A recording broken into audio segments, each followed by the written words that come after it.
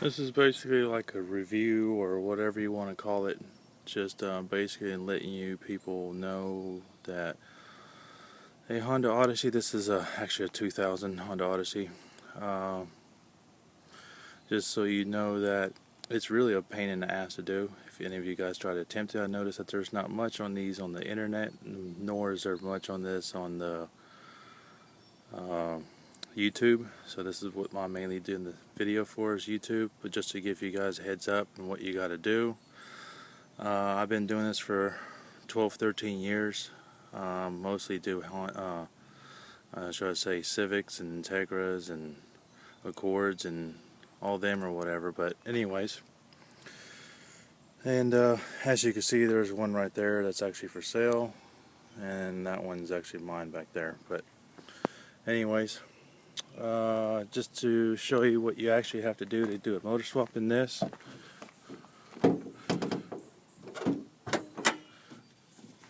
You actually have to pull the steering rack pretty much completely off and leave it hanging by just the steering column there, or whatever you want to call it.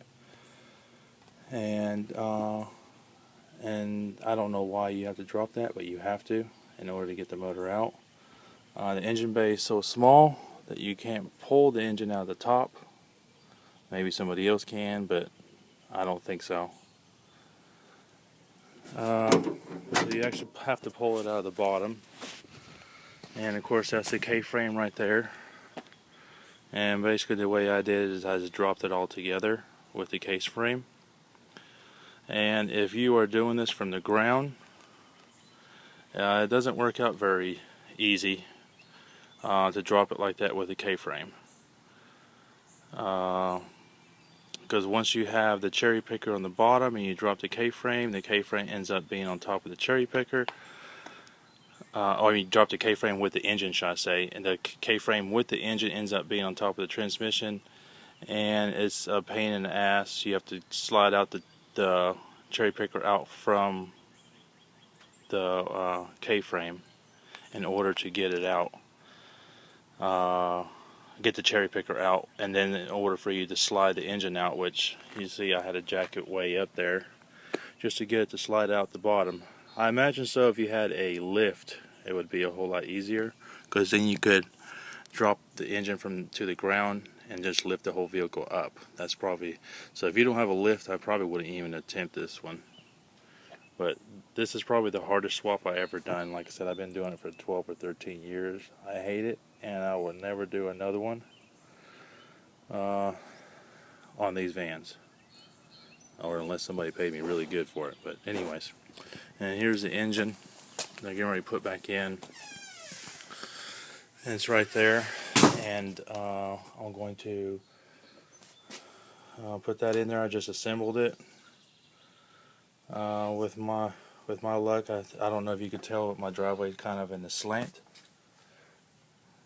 You can see how it goes downhill. I was pulling the motor out about right there somewhere. Motor and transmission I was separating, and the transmission decided to go right down there. I had to catch it about halfway down. It was rolling, and the result of that, it ended up breaking.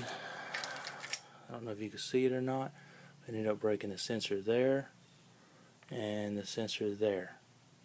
So it ended up breaking both of those, and now it's going to cost me an extra $40. So that's just something more that added to the project that I actually hated. And when you're actually buying a car and just buying it to flip it so you could change which basically on this vehicle, it was the motor that went bad in it.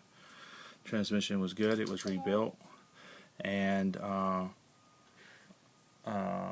let's see, yeah, the transmission was rebuilt, so I know the transmission was good. Just the motor actually threw a rod, and